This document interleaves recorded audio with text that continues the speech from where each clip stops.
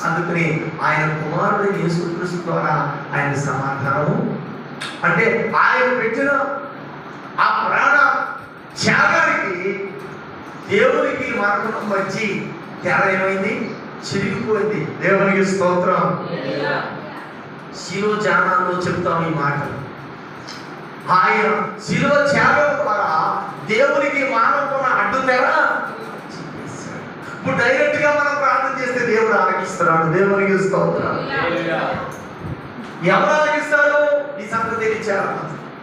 తండ్రి కుమారుడు ఏకమై ఉన్నారు, అంటే తండ్రి కుడిపార్శ్వమున కుమారుడు ఉన్నాడు. ఆ కుమారుడు మన ప్రార్థన ఆమేన్ అంటాడు. దేవునికి స్తోత్రం. అనుకుంటుందా తల్లి? అందుకు యేసయ్య నామమున వేడుకొని అడుగుతున్నాము తండ్రి, వేడుకుంటున్నాం తండ్రి, పొందుకుంటున్నాం తండ్రి.